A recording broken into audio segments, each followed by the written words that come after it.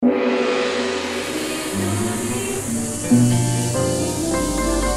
Channel 3, Jembatan Pencerahan. Hidup adalah perjalanan panjang. Ambil hikmahnya, tinggalkan bayangannya. Terus berjalan, luruskan pandangan. Tetap melangkah ke arah keyakinan.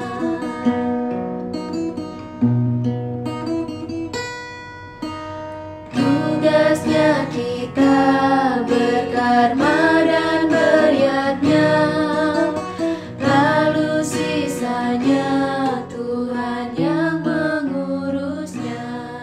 Pemirsa HiTV, Nafi Orsi, apa kabar? Semoga selalu dalam lindungan Yang Widi. Kita jumpa lagi di kanal YouTube HiTV Channel 3, Jembatan Pencerahan. Sebentar lagi akan disuguhkan acara-acara yang mendukung Wartam Action Week 9 tahun Wartam Nawaksara. Diskusi, pameran, pagelaran, lomba patra Wartam di sepanjang April, Mei, Juni 2023. Bersama saya Diah Padisya akan mengantarkan kita ke level lebih tinggi tentang pengertian, makna, dan keyakinan tentang Hindu Dharma. Selamat menyaksikan. Tugasnya kita berkarma dan beriatnya, lalu sisanya Tuhan yang mengurusnya. Tugas manusia berkarma dan beriatnya, dan selebihnya Yang Widi memumputnya. Tugasnya kita berkarma dan beriatnya, lalu sisanya Tuhan yang mengurusnya. Tugas manusia berkarma dan beriatnya, dan selebihnya Yang Widi memumputnya.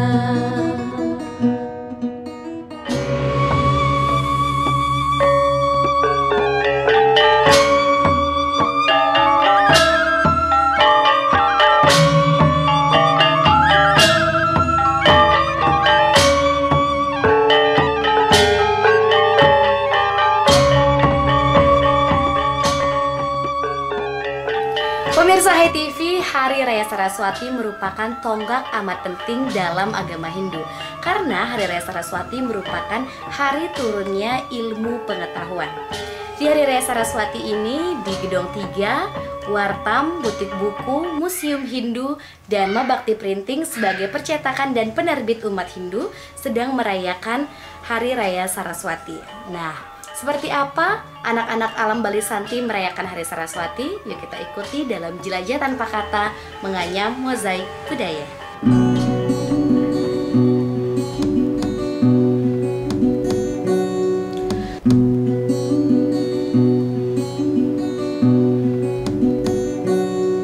Saris cara manis saat buku waktu gunung.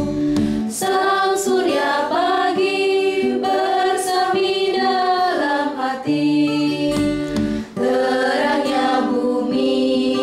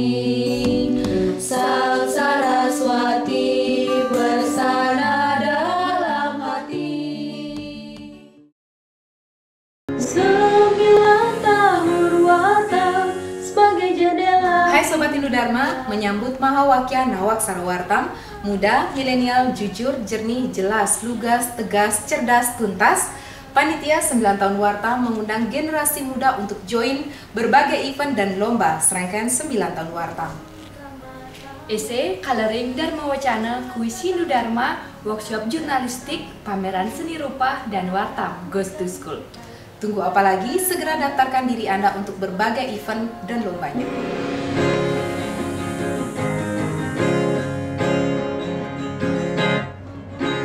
Mari kunjungi pameran karya rupa Hindugrafi Nawak Sara, serangkaian HUT Wartam ke-9 di kampus Warin Gedong 3 Denpasar. Membuka mata menuntun jiwa.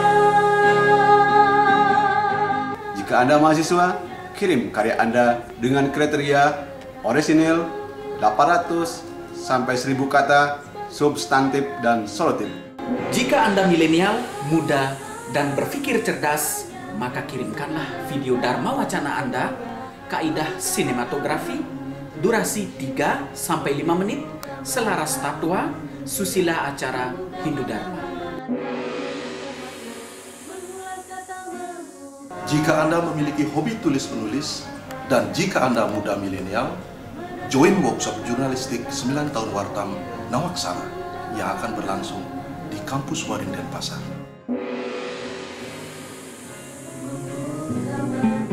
Bagi adik-adik Swindu diundang berpartisipasi untuk join lomba coloring. Untuk lomba coloring disediakan buku Smart Coloring Hinduni untuk diwarnai dan diikutkan ke dalam lomba coloring Wartam.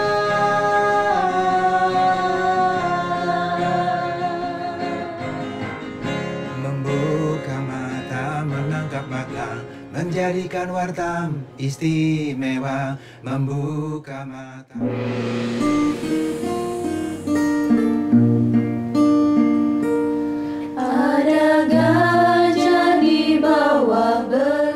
Permisa, kita berjumpa kembali di High Schooling Sekolah Rumah Hindudharma. Hari ini kita akan bercerita tentang sesal yang telat. Yuk dengerin. Suatu hari, di musim yang sangat panas dan terik, ada seseorang yang melakukan perjalanan dengan ditemani oleh seekor keledai dan kuda. Di punggung keledai yang kecil itu dibebani oleh banyaknya barang. Kuda, mohon tolonglah aku, kata si keledai. Kuda pun berkata, ada apa keledai? Tolong bawakan sedikit saja barang bawaanku, aku capai. Itu kata si keledai. Terus kuda pun menjawab, ah ngaco kamu, kakiku hanya untuk berlari. Kalau aku ikut membawa beban, nanti kakiku yang cantik ini akan sakit. Begitu kata kuda dengan sombongnya. Keledai pun cuma bisa bersabar dan terus berjalan. Ia terus berjalan dengan sabar, namun pada akhirnya bruk, dia pun terjatuh dan akhirnya keledai pun mati. Tuan lalu meletakkan semua barang bawaannya di punggung kuda tanpa bisa menolaknya. Aduh, kalau tahu begini, jadinya harusnya ku dengar permintaan keledai. Bawakan sedikit barang, maka ia pasti belum akan mati. Begitu kata si kuda. Tika tahu apa pesan moralnya? Pesan moralnya adalah kita harus saling tolong menolong sesama makhluk ciptaan Tuhan. Ya benar banget itu Tika. Demikian tadi dari cerita Sesal yang Telat dari buku 99 Satuan Hinduni. Saya Dianti Dan saya Tika Nanda. Salam damai Channel 3.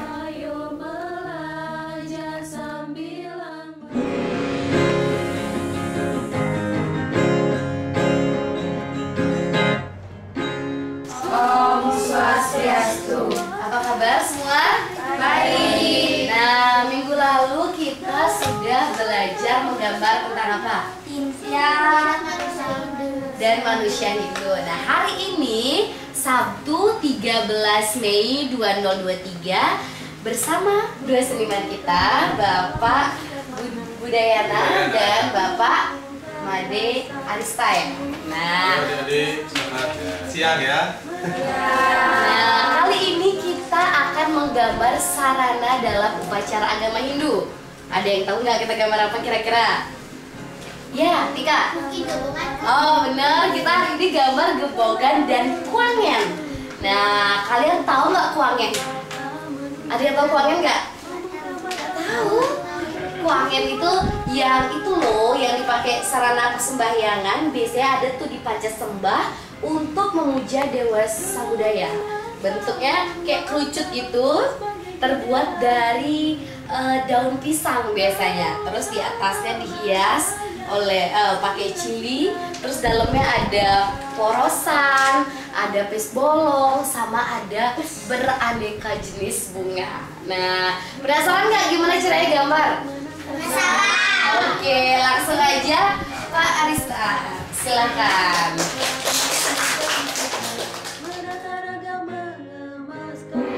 Untuk mempersingkat waktu, sama-sama belajar menggambar apa? Mata menuntun jiwa, membuka mata menuntun jiwa, membuka mata menuntun jiwa, membuka mata menuntun jiwa.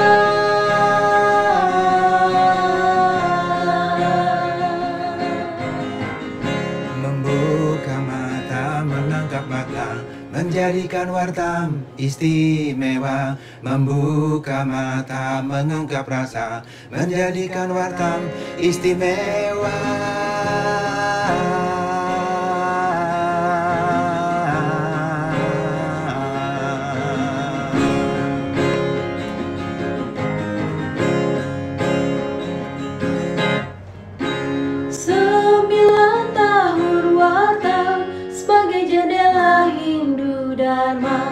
Nawaksara mantranya, 9 sinar pencerahan.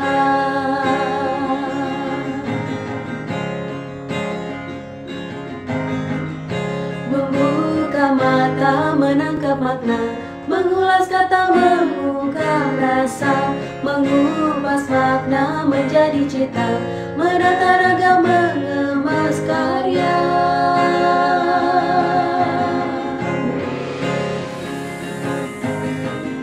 Membuka mata menuntun jiwa, membuka mata menuntun jiwa, membuka mata menuntun jiwa, membuka mata menuntun jiwa.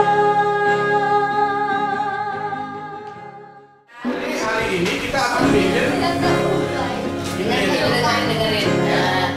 kita akan bikin gebogan ya. Jadi kalau adik-adik misalnya di rumah kan sering lihat mamanya atau ibunya gitu ya bikin gebogan kan. Di gebogan itu nanti terdiri dari buah-buahan gitu, kumpulan buah-buahan. Ada salah. Ya ada salah, Ada jeruk, ada apa? ada jeruk, ada apa.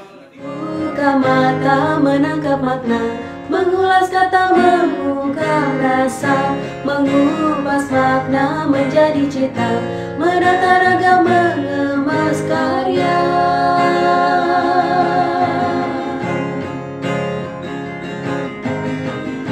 Membuka mata menuntun jiwa, membuka mata menuntun jiwa, membuka mata menuntun jiwa, membuka mata menuntun jiwa.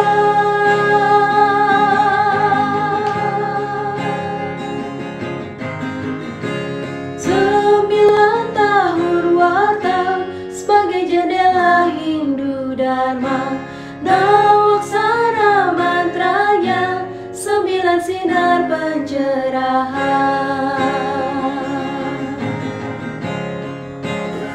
Nah, adik-adik dan juga teman-teman Swindu, itulah tadi kita sudah belajar menggambar kuangen dan juga gebogan. Nah, gimana, gampang nggak?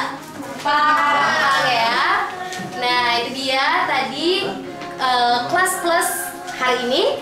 Kita ketemu lagi di kelas plus minggu selanjutnya. Dadah! Membuka mata menuntun jiwa, membuka mata menuntun jiwa, membuka mata menuntun jiwa, membuka mata menuntun jiwa.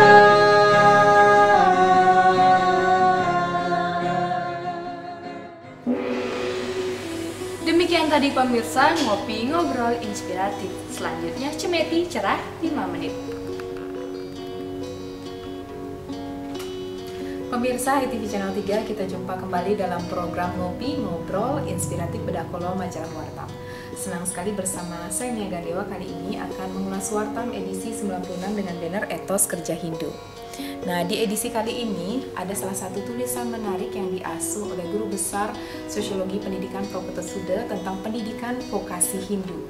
Nah, seperti apa sih pendidikan vokasi Hindu ini? Apa bedanya dengan pendidikan sarjana dan bagaimana keunggulan pendidikan vokasi ini dalam menunjang etos kerja Hindu?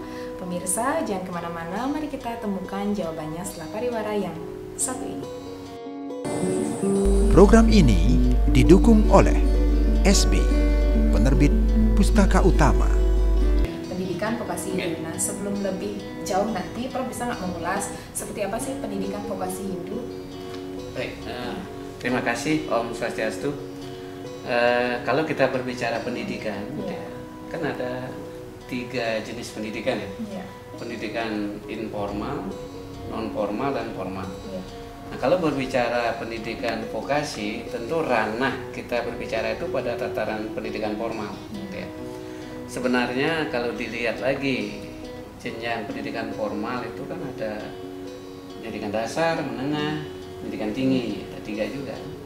Nah, dari ketiga jenjang pendidikan itu, terutama di pendidikan menengah atas, di situ bisa dikategorisasi lagi menjadi 2 jenis ya.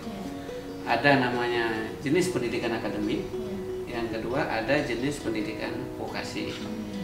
Jenis pendidikan akademik itu lebih menekankan pada kemampuan anak untuk menguasai bidang ilmu pengetahuan. Jadi aspek sainsnya yang ditekankan. Sedangkan pada bidang pendidikan vokasi itu yang ditekankan adalah aspek keterampilan anak, life skill anak yang harus dimiliki oleh anak, itulah yang lebih ditekankan. Kalau melihat perkembangan dunia pendidikan, perkembangan dunia kerja yang semakin masif itu membutuhkan life skill, saya kira para pemikir-pemikir pendidikan Hindu, terutama bapak-bapak yang berkecimpung di bidang pengambilan kebijakan dalam pembentukan pendidikan Hindu itu mulai memikirkan kira-kira pendidikan vokasi yang cocok dikembangkan dalam konteks pendidikan Hindu itu apa? Kan itu ya. Yang cocok itu menurut saya itu adalah pariwisata budaya. Pariwisata budaya. Ya, pendidikan pariwisata budaya. Kenapa? Karena kalau kita lihat Bali, itu pembangunannya kan leading sektor pembangunan Bali itu kan diletakkan justru pada pendidikan pembangunan sektor pariwisata. Kalau nanti para pemikir-pemikir Hindu lalu kemudian memikirkan persoalan ini ke depan, saya kira tamatan-tamatan sekolah vokasi Hindu itu nanti akan dengan mudah bisa diserap oleh pasar kerja.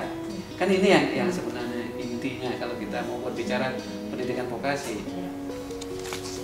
Wah, terima kasih Prof. Sudah dijelaskan begitu gamblang ya tentang pendidikan vokasi. Nah, sekarang kalau kita lihat tantangan ke depan ini Prof, terutama meningkatkan etos kerja Hindu, gimana sih contoh-contoh pendidikan vokasi ini terapannya dari dulu Prof? Iya, sebenarnya kalau kita lihat di level pendidikan menengah ya, SMK itu sebenarnya sudah banyak diterapkan jenis pendidikan vokasi, cuman yang nuansanya Hindu ini yang tampaknya belum muncul gitu ya. Jadi bagaimana kemudian sekolah-sekolah menengah lalu kemudian pendidikan tinggi mampu mengembangkan jenis pendidikan vokasi yang notabene berbasis pada nilai-nilai Hindu. Misalnya kalau pariwisata, tentu yang lebih ditekankan di situ adalah pariwisata Hindu, budaya Hindu ya. Misalnya menjadikan pura sebagai objek wisata, lalu anak-anak harus diberikan pemahaman tentang apa itu pura.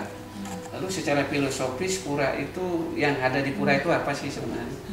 Bagaimana kemudian orang memandang pura sebagai sebuah tempat suci. Kan ini yang penting dipahami oleh anak-anak. Sehingga anak-anak tidak hanya mengenal sekedar pura itu tempat sembahyang selesai. Bukan itu persoalannya kan. paling tidak anak-anak itu memahami aspek historis dari pura itu seperti apa. Lalu kemudian nilai-nilai religius yang ada di lingkungan pura itu seperti apa. Apa yang boleh dilakukan, apa yang tidak boleh dilakukan di lingkungan pura itu kan ini harus dipahami oleh anak-anak kita. Jadi bagaimana kita mencoba menggali nilai-nilai kearifan lokal masyarakat Hindu Bali yang notabene bisa bermanfaat bagi perkembangan kehidupan masyarakat dalam konteks kekinian itu kan bisa didukung dengan kegiatan-kegiatan seperti itu. Membantu orang, menyembuhkan orang kan luar biasa pahalanya. Kalau menurut konteks Hindu kan gitu ya.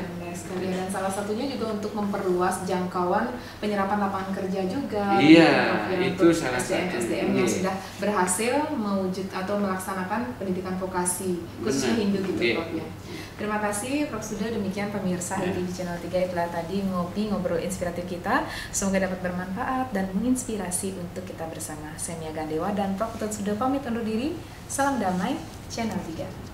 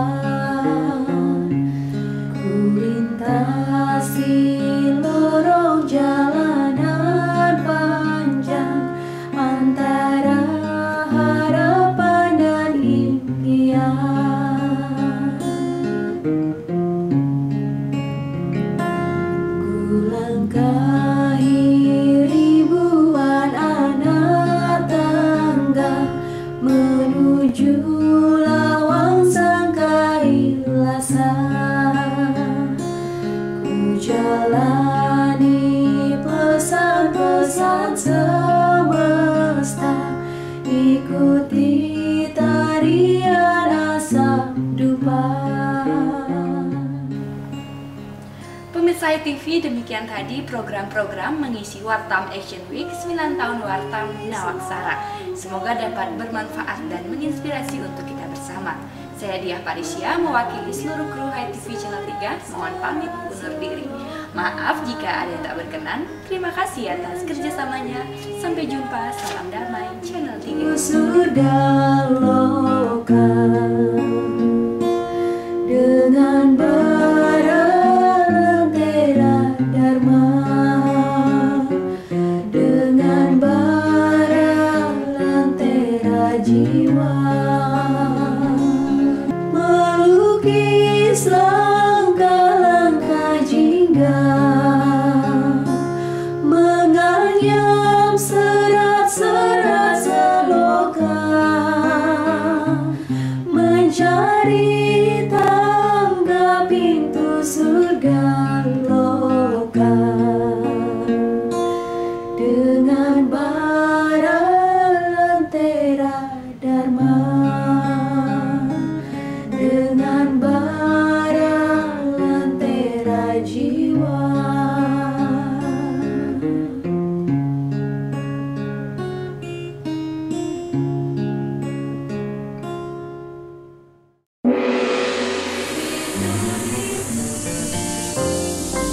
HITV Channel 3, Jembatan Pencerahan.